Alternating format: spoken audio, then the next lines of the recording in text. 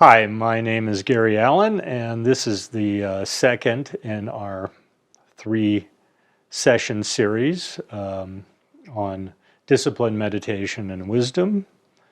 And each of our sessions we'll do the same way. We'll start with our usual chants. I'll lead a sitting meditation session, and then I'll talk about today's subject, and you'll have some time to discuss at the end, and we'll do the dedication of merit and bow out.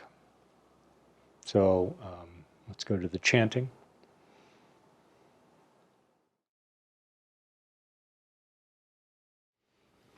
So we'll begin the 7-line supplication to Padmakara.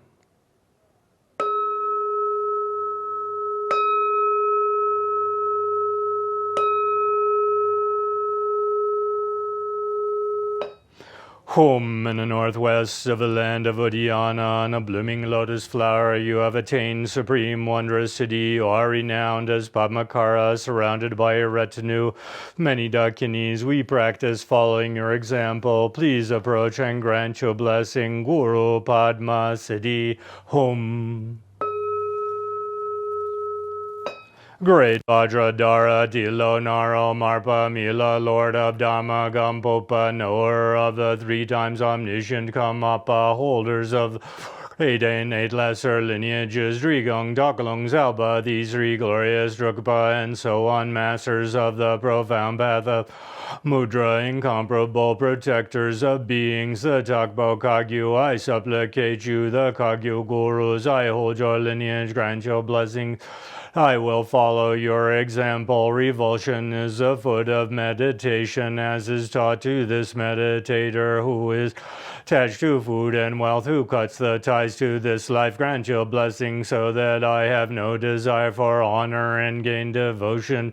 Head of meditation, as is taught, the Guru opens the gate to the treasury of oral instructions to this meditator.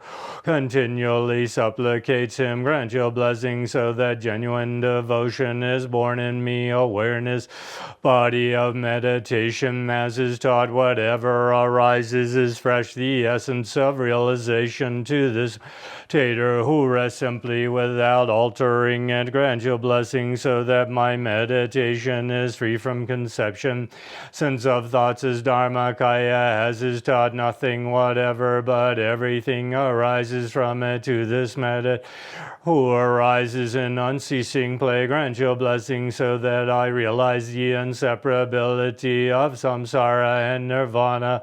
My births may I not be separated from the perfect Guru, and so enjoy the splendor of Dharma, perfecting the virtues. Paths and bhumis, may I speedily attain the state of Vajradhara.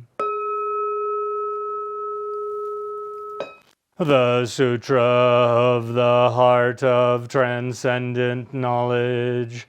Thus have I heard once the Blessed One was dwelling in Rajagriha at Vulture, together with a great gathering of the Sangha of monks and a great gathering of the Sangha of Bodhisattvas. At that time the Blessed One entered the Samadhi that expresses the Dharma called found illumination, and at the same time noble Avalokiteshvara, the Bodhisattva, while practicing the profound prajna paramita, saw in this way. He saw the 5 skandhas to empty of nature. Then through the power of the Buddha, venerable Shariputra said to noble Avalokiteshvara, the Bodhisattva Mahasattva, how should a son or daughter of full family train who wishes to practice the profound prajna paramita Paramita addressed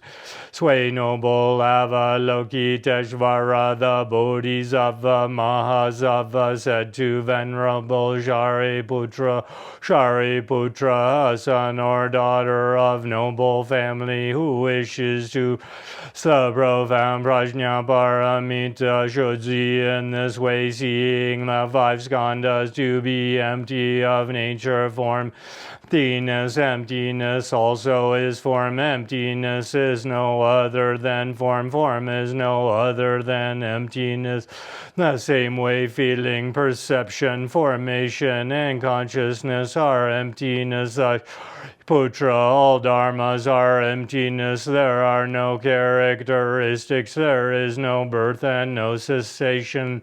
There's no impurity and no purity. There is no decrease and no increase. Therefore, Shariputra, emptiness. There is no form, no feeling, no perception, no formation, no consciousness, no eye, no ear, no nose, tongue, no body, no mind, no appearance, no smell, no taste, no touch, no dharmas, no I dhatu up to, no mind dhatu, no dhatu of dharmas, consciousness dhatu, no ignorance, no end of ignorance, up to no old age and death, no end of age and death, no suffering, no origin of suffering, no cessation of suffering, no wisdom, no attainment, and no non-attainment. Therefore, Shariputra, since the Bodhisattvas have no attainment, they abide by means of prajna paramita. Since there is no obscuration of mind, there is no fear. They transcend falsity and attain complete nirvana. All the Buddhas of the three times by means of prajna paramita full awaken to unsurpassable, true, complete enlightenment. Therefore, the great mantra of prajna paramita, the mantra of great insight, the unsurpassed mantra, the unequaled mantra, the mantra comes all suffering, should be known as true, since there is no deception. The prajna paramita is said in this way: Om Gate Gate Para Gate Para Samgate Bodhisvaha, the Shariputra, the Bodhisattva Mahasava, train him the profound prajna paramita. Then the Blessed One arose from that samadhi.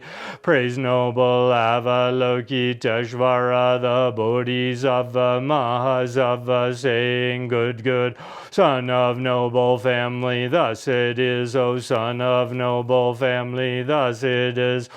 Practice the profound prajna paramita just as you have taught, and all the Tathagatas will rejoice. When the said one had said this, venerable Shariputra and noble Avalokiteshvara, Bodhisattva Mahasava, that whole assembly and the world with its gods, humans, Suras and Gandharvas rejoiced and praised the words of the Blessed One. He who has neither beginning nor end, who possesses the glory of tiger, lion, Garuda, dragon, and possesses a confidence beyond words. May the goodness, I pay homage to the... We'll have to start again. He who has neither beginning nor end, who possesses the glory of tiger, lion, Garuda, dragon, who possesses a confidence beyond words. I pay homage at the feet of the Rigden King. They who possess wisdom, brilliant and profound, who are ever just and benevolent to their subjects, who subjugate their enemies and are supremely powerful. Golden yoke of their imperial rule, they ward off duns of plague, famine, and war. Gesarno Budradala, Ashoka Maharaja, emperors, and China, and so on. I pay homage homage to the ancestral sovereigns, the ones who are nobly born as Mukbo clan to defeat the eclipse eastern sun and sharpen the blade of primordial Ashe. They are victorious over all their enemies, the voices of materialism, the tiger lying, Garuda dragon vision. They are fearless in the midst of barbarian arrogance. They tame the untamable beings. They inspire the savages sun into the sophistication of the great eastern sun. I pay homage to the Sakyong and Sakyong Wangmo, radiating confidence, peaceful. You have discipline, eternal ruler of the three worlds. May the great eastern sun be victorious.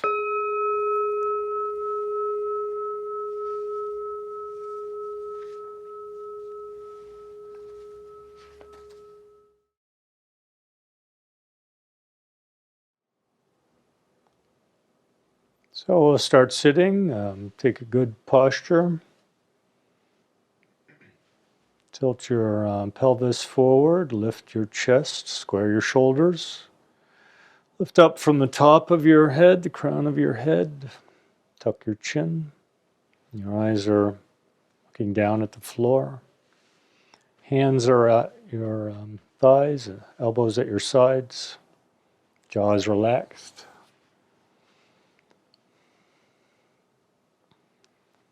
Tune in mindfully to your breathing as the air comes into your nostrils and down into your lungs, back up and out again. You can feel that movement happening.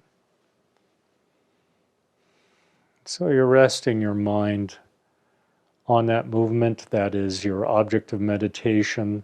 That's what's steadying you. This is the principle of shamatha, the development of peace in English. You're developing peace by steadying your mind on the breath, taking this posture, bringing your attention into the body and the here and now, and just settling into that.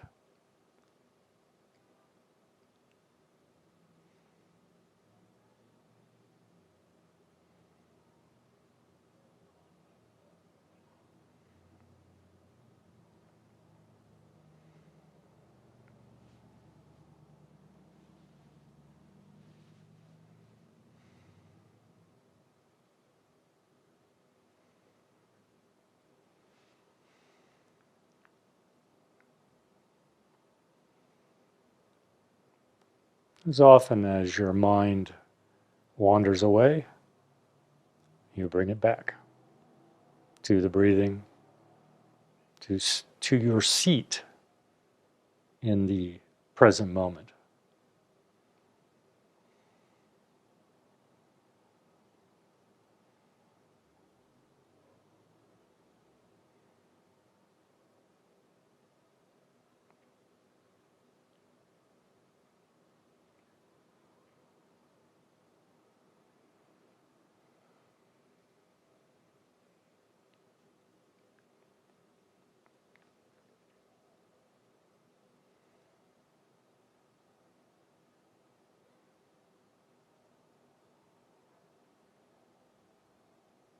When the mind wanders off, entranced by its thoughts, there'll be some moment of interruption or assertion of recognition that you've wandered off. Say to yourself, thinking, to simply acknowledge what happened and then redirect your attention to the breathing.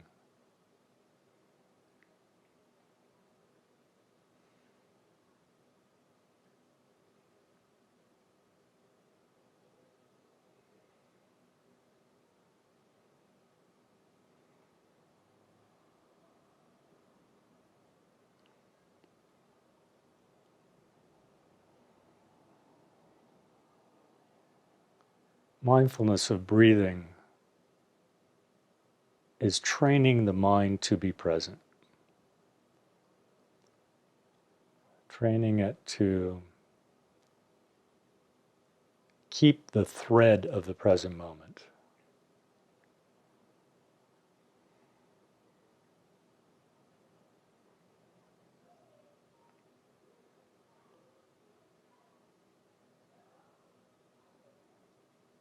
There's no predetermination about how you should feel, what you should think, or even how good an attention you have to the practice.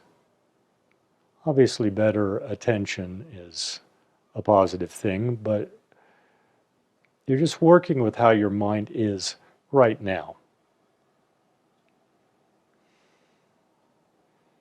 You're coming into touch with how things are right now.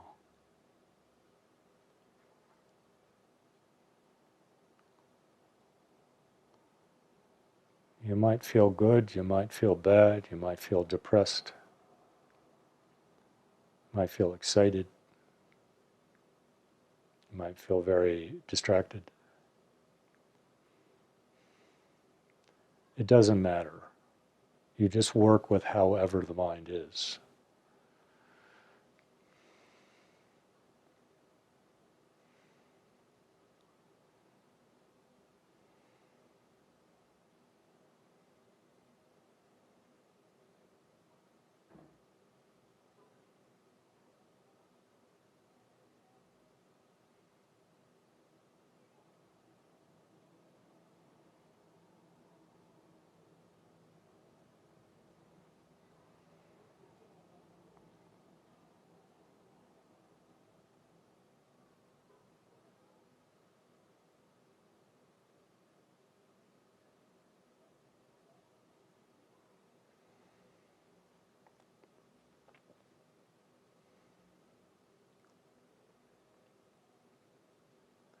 Other than being present, there's no particular goal.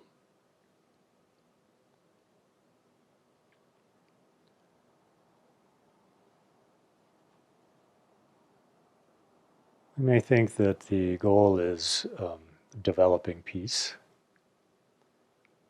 but the way to develop peace is to simply relax with how it is right now, relying upon the breath, relying upon the posture,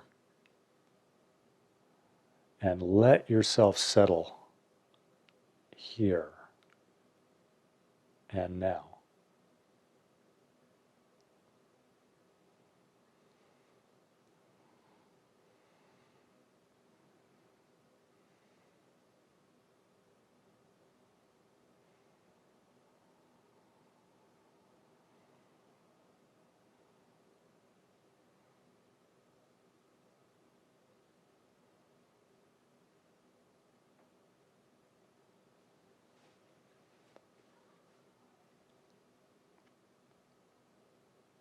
Beyond working with the discipline, there's nothing that you need to be doing.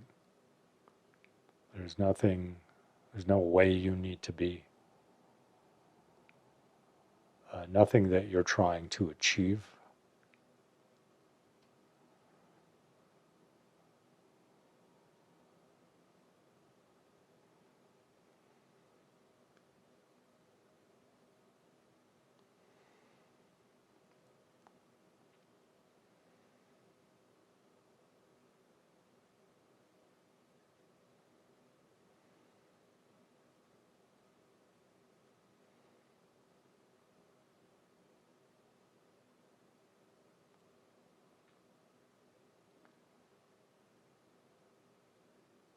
Feelings of pleasure are part of this process. Feelings of discomfort and distraction are part of this process.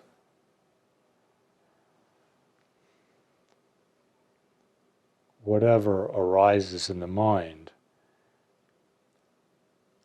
you acknowledge, you recognize, and you let go of at the same time. And return to the breath.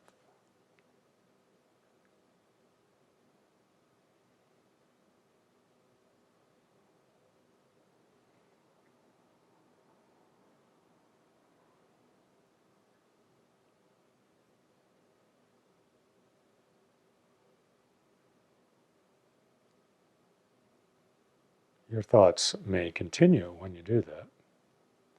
They may dissolve away. But that's not the concern. The concern is to be present. Are you present with your noisy mind, or are you lost, absorbed into it, into some fantasy, some daydream, some memory, some worry?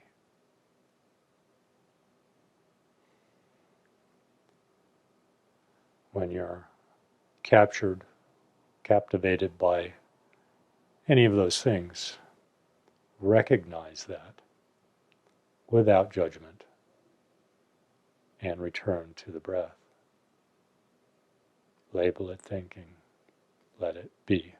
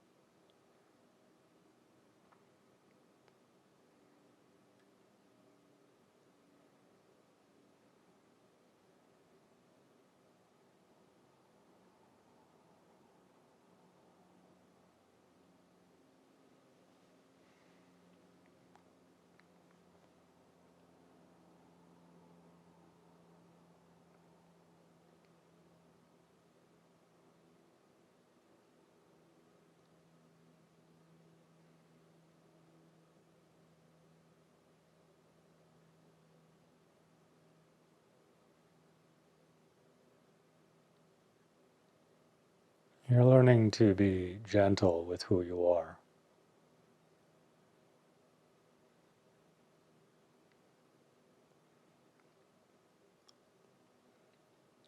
You're allowing whatever arises to arise.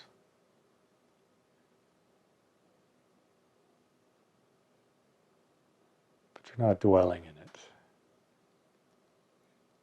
You're learning to recognize it and release it.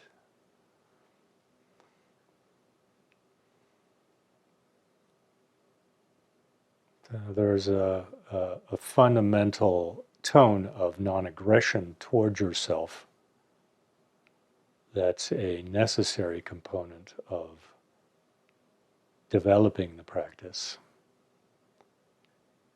and comes with a proper practice.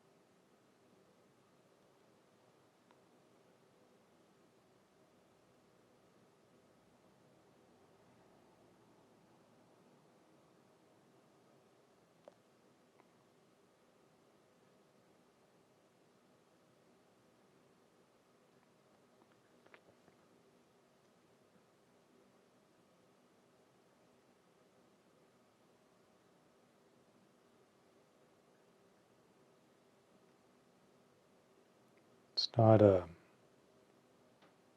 fight to stop the thoughts. You can't stop them anyway. You're learning to work with the thoughts. The key point being that the problem comes not from the thoughts themselves, but from clinging to them, grasping and fixating upon them. That's what you're learning to dissolve. That's why you're learning to let the thoughts be. And if you let the thoughts be, they will, sooner or later, dissolve on their own.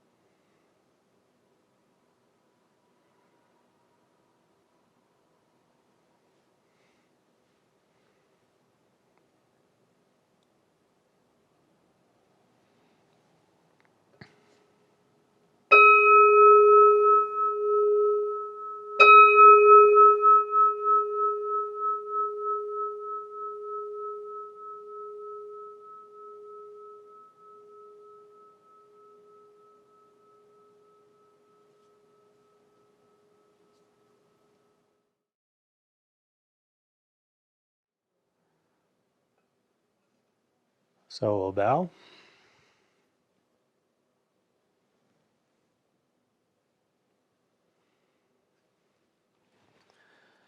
We talked last time about the 10 unwholesome and 10 wholesome actions of body, speech, and mind.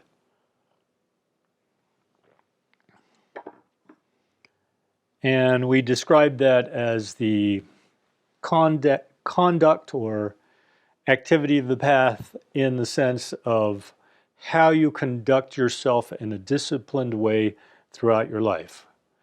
And refraining from the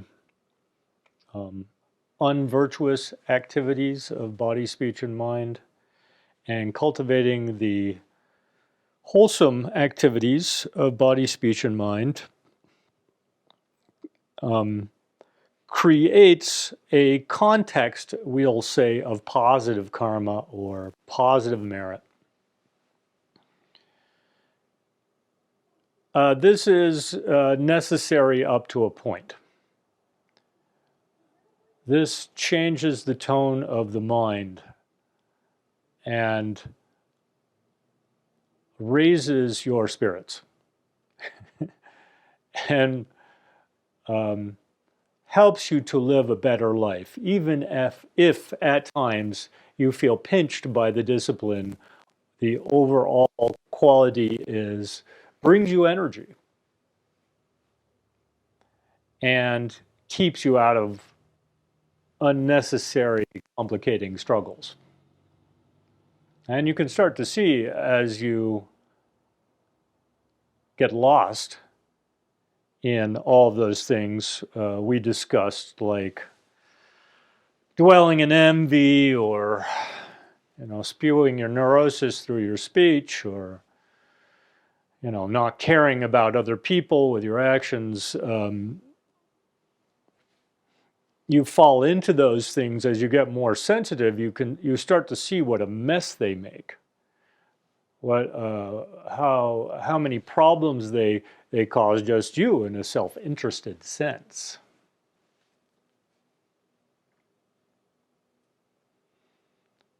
But to really get down to the fundamental level of who we are, the fundamental level of body, speech, and mind, then you need meditation.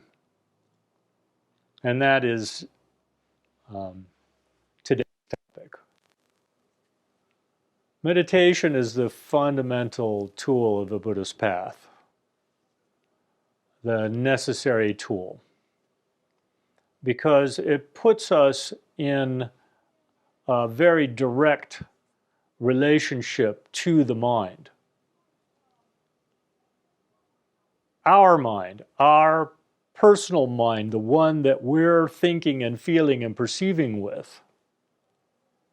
It's not the practice of sitting helps us relate to the actual mind we have, not merely to the philosophy we might have about mind or about the world, or for that matter, about our morality of our activity or any of that. We need to start to know ourselves in a real way and see how it works.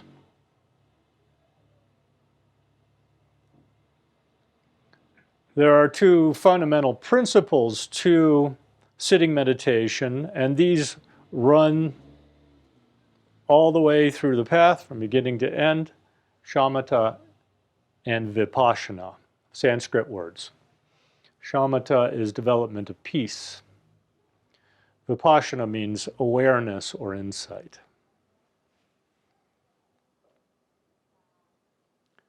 So to begin with, shamatha is what we're practicing when we we're doing our sitting.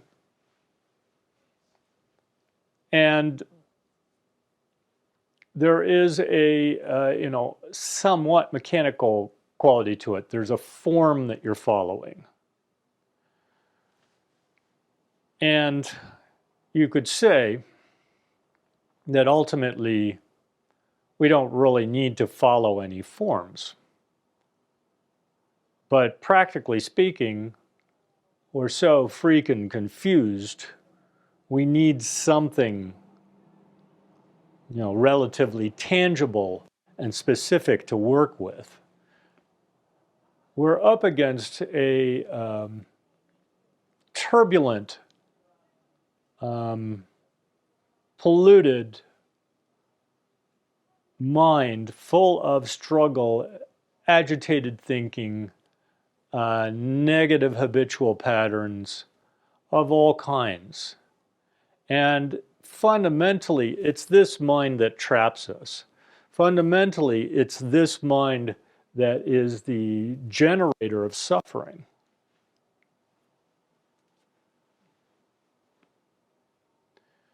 It's why you take the radical step of,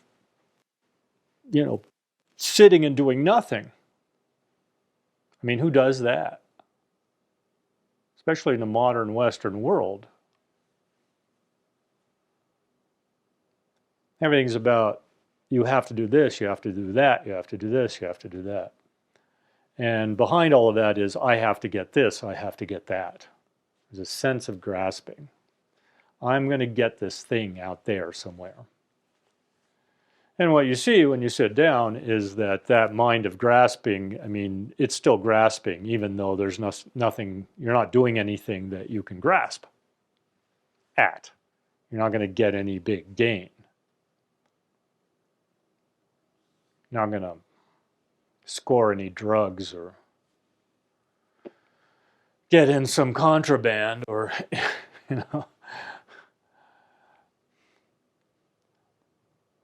You're not going to hatch any business plans. You're not going to get any romantic thing going. You're just sitting there. It's not helping the grasping mind to grasp what it's after. Instead, it's facing you into it.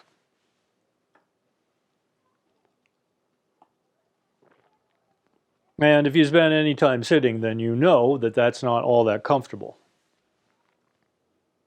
And even it's pretty boring because the mind just goes over and over the same ground all the time.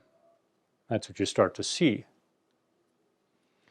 But the purpose of the form, starting with the body, the form of shamatha and the sitting meditation, starting with the body is that putting your body in this shape of fundamental human dignity starts to break some of the habitual patterning that the body has fallen into. That's what's called the somatic body. Somatic body is more or less the mind's feeling a body versus the body itself. So the mind has a kind of, falls into these different shapes or textures or patterns, ways that you hold yourself, the ways that your body acts and responds are habituated in a certain way. Well, taking this shape that the Buddha took automatically starts to challenge those things to relax, let go. Even literally, Trungpa Rinpoche talks about straightening the spine can remove depressive states. Why? Because if you're down like this, your body is just feeding depression. Raise your body, raise your gaze. You lift up your energy and your vision. So you're creating some ground of health by shaping the body that way, and automatically the agitated neurosis of the mind starts to get challenged, and challenged to release and settle. Then by bringing the mind to the object, in this case we're using the breath. There could be other kinds of objects, but within this kind of basic sitting practice, what you want to do is steady it and make it one-pointed on the object you're using. In this case, what we're focusing on is the breathing. And part of the value of that is that there's nothing exciting about it, but there's something fundamentally healthy about it, and it means you're alive. Some level, it's affirming you being alive because, as long as you're alive, you're breathing. So there's an element of vital attention there, of staying up to the moment with your actual experience. Now, as you look at the mind, it's like all these turbulent clouds of thinking. And there's just tons and tons of stuff going on.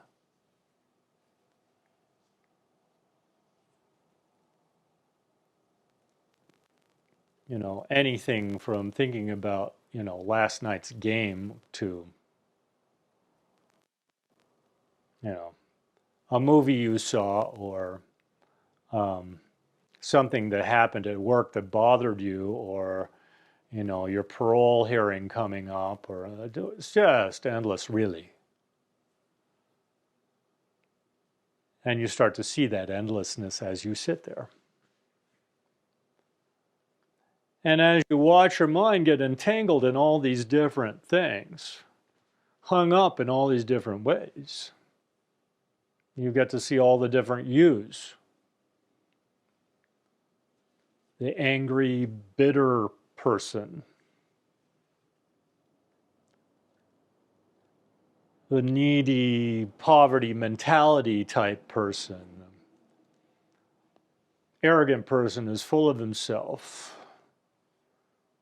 the person who's cynical about everything, a person who wishes they were some sort of superhero, a person, every time you have some pattern of thinking, then you have another me that you're being,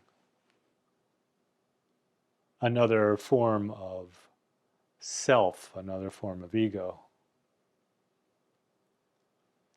And that is pretty complicated. All those things have their conflicts built into them. Their sense of struggle, their sense of doubt, their sense of insecurity. They're reaching for some desirous state of mind. And all of those things are constantly also falling apart. States of mind are getting interrupted and turning into some other kind of state of mind. You're thinking about a beautiful woman, then you're thinking about a hamburger, and then you're thinking about killing somebody, and then you're thinking about, what have I got to do after this? Overlapping and dissolving and coming into being, and they're pulling you this way and they're pulling you that way. That cloud of what we call conceptual discursive mind, meaning it's going all over the place. You need some way of relating to it. That's what shamatha is for. You're bringing your mind back to your breath over and over, and you're starting to create a line through, a thread of being present, being here and now, versus grasping and fixating endlessly on all these different thoughts, which themselves are not necessarily very healthy. But as I said earlier, the issue ultimately isn't the thought, it's the grasping and fixating on the thought. You grasp hold of it, and then your mind becomes locked in. So you think, here's this guy, and there's an image of a guy, and you go, I hate that motherfucker. And then you start thinking about that. You go through some whole revenge fantasy. Or you try to, you feel hungry, and so you try to remember the last time you had a Big Mac. And that gets you to thinking about the prison food. And then you think about all this stuff you don't like, but then you think about, well, there is this thing that they make that I like. You've grasped and fixated. But the coming back to the breath is trying to break that pattern down. It takes a lot of diligence. It takes regular effort. But it's not an effort that is aggressive. It's an effort that is firm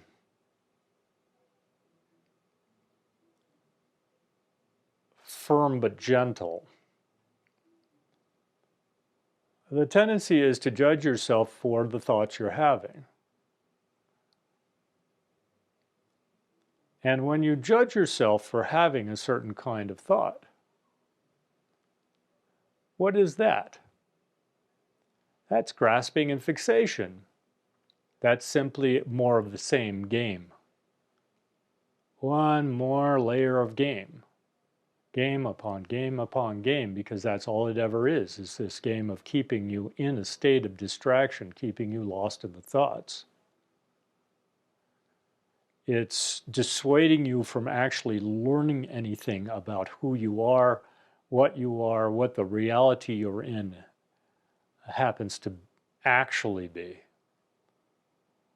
Instead, we just dwell in our thoughts about that, our beliefs about that, our feelings about that, no matter how inadequate or inaccurate they might be.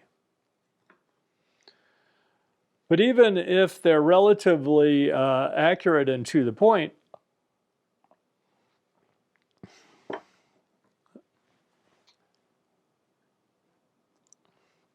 the mind is still grasping and fixating.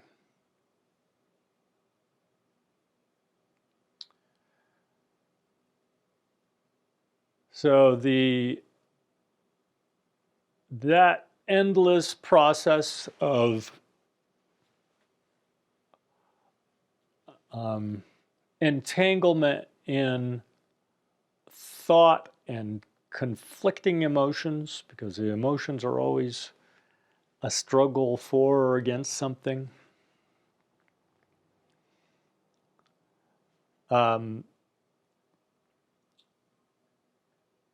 Peace is developed by learning to allow the mind to be as it is without falling into the grasping and fixation. And you do that by developing the technique of staying mindful of your breath.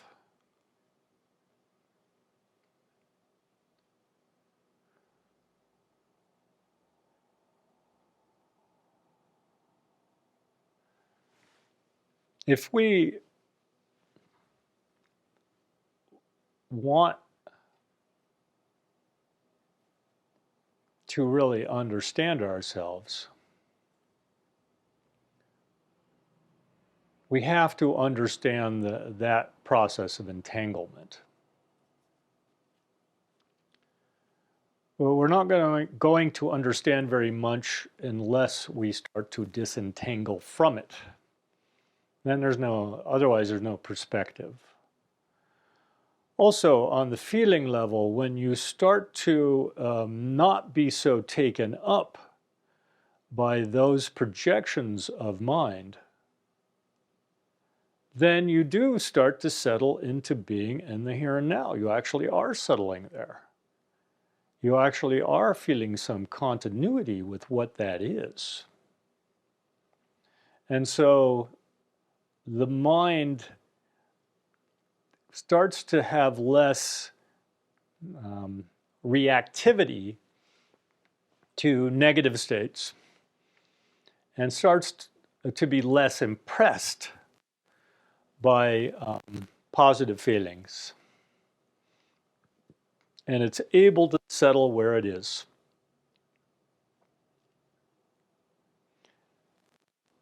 Peace is there. It's nowhere else. Certainly not in the past or the future.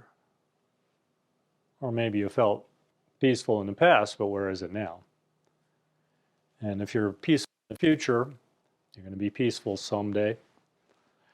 Well, that's not today. But that deeper quality of peace is only accessed in the present moment.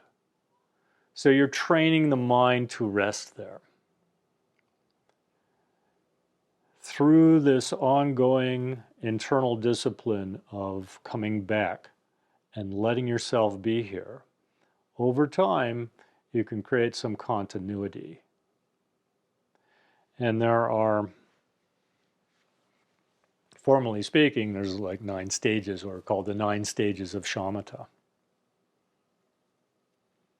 But what they're describing in experiential terms is that as you go along and you get deeper and deeper, if you really get good at it, very developed, very mature in it, then mind becomes one-pointed, meaning it just stays there, just stays on your breath. And then thoughts just don't have any, they have a hard time getting a grip. They might just disappear altogether. But even if they arise, you don't waver. And the ultimate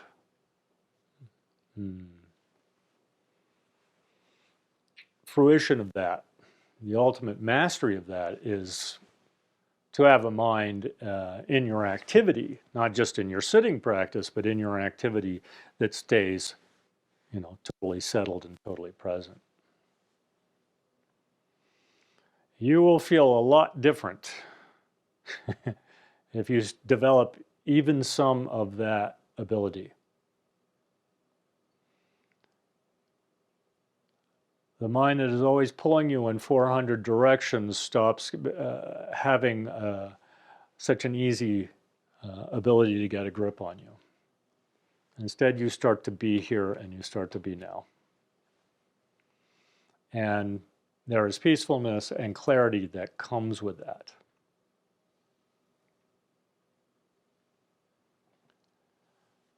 Moreover, there's a necessity of developing the further dimension of the mind, because here in shamatha, we've still been bringing the mind back. We've still been directing the mind. But there is a more fundamental level of the mind, and this is where we start to talk about vipassana. This is the innate nature, the innately wakeful quality of the mind. It was there all along. Under that cloud of endless bullshit, you wouldn't know it. You're constantly being jerked here and there. Having steadied yourself with shamatha, then the underlying awareness starts to seep through.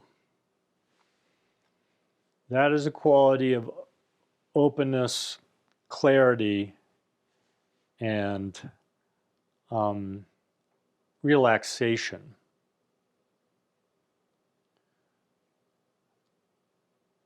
Not relaxation in the sense that you're going to take a nap, but that the mind can relax into its own innately wakeful nature, which actually is not full of conflict, and has an ability to understand and to see things very clearly. And so within Tibetan language for vipassana, the term is lak tong, and that means clear seeing.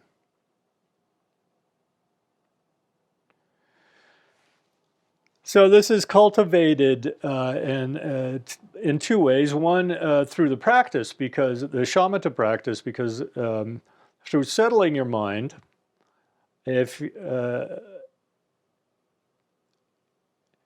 you're not, gripping hard and focused on the object, but you're allowing your experience to arise organically, then the aware quality of the mind starts to sparkle and starts to assert itself.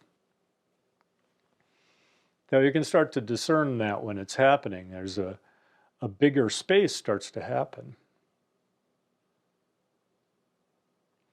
Simultaneously, you need to study the Dharma. Here's where the descriptions of mind, descriptions of confusion, descriptions of wakefulness, description of the processes in which those two things happen can start to cue your ability, your insightful level of ability.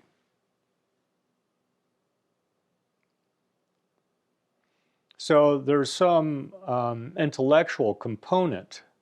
You're being encouraged to think beyond your normal limited beliefs and perceptions, to think in a bigger picture about how things work, what body, speech, and mind is, what experience is, and who you are.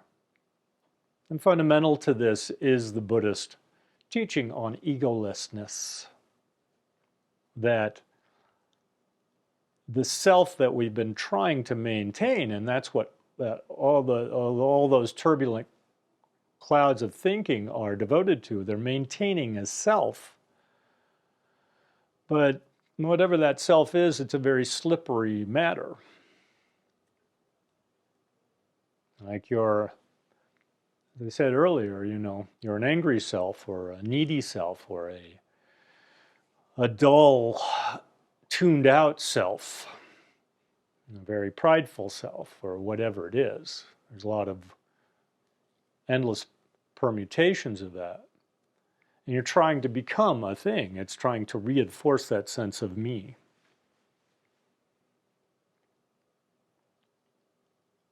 But fundamentally, what we're saying is there's no permanent self that as much as we believe in that, it's saying there isn't one.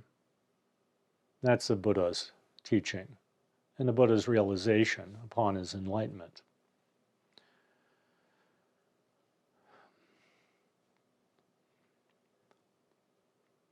So, developing both that sense of understanding intellectually and then also the meditative quality of a bigger space, an innate space of wakefulness starting to happen. Awareness is a radiant quality that expands. And then that creates a much greater space. It's like if you had a big room and there's one chair in it.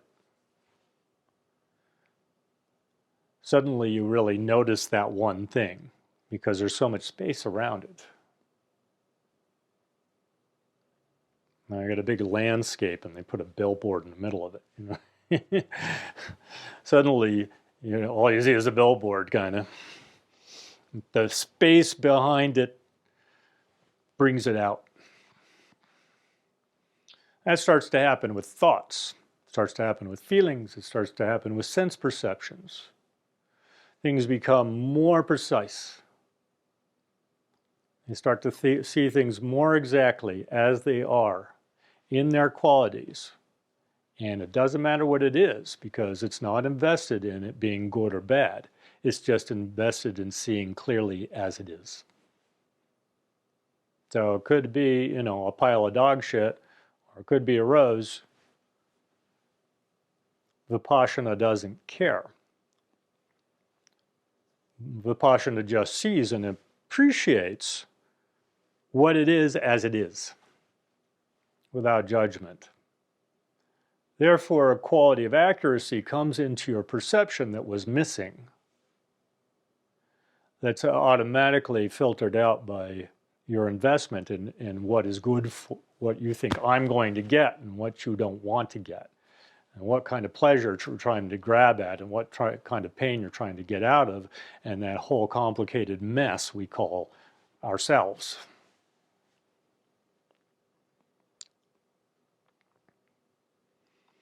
So that quality of discernment can become very sharp and very detailed. And it sees, not only helps illuminate the kind of the concepts of the Dharma, where you start to spontaneously understand them and get where they're coming from. You start to get the subtleties. You start to get the subtleties of your experience, the vividness and beauty of your experience, and the fine delineations. You can see thoughts as they arise from very tiny little possibilities and grow into these big dramatic things. You see the whole process as it's taking place because your mind gets clearer and clearer. And that has to do with the quality of openness and expansiveness that comes with a developing awareness. And so that is a quality of less fixation on me. That is a quality of me sort of unraveling. The whole project of me starts to become tamed, pacified.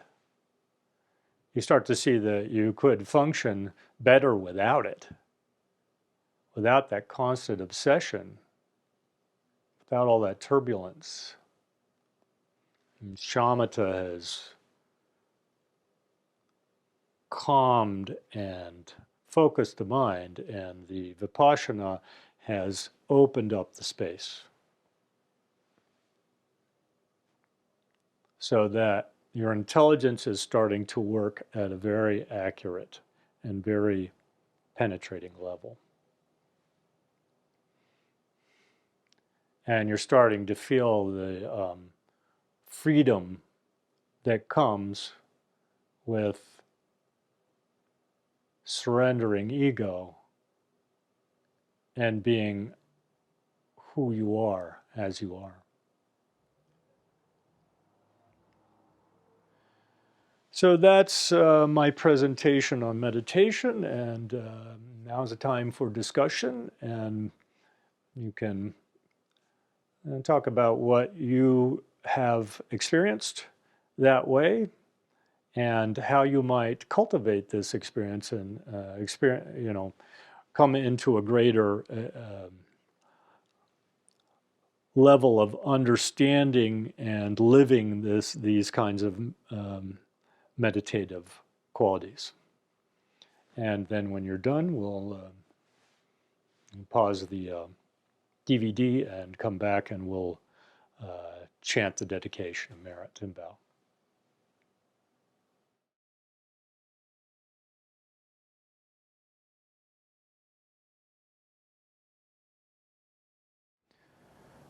So we'll do the dedication of merit.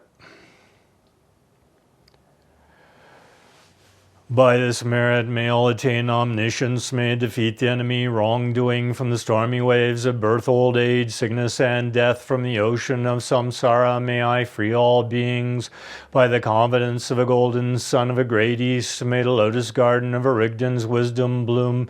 May the dark ignorance of sentient beings be dispelled. May all beings enjoy profound, brilliant glory. Let's bow.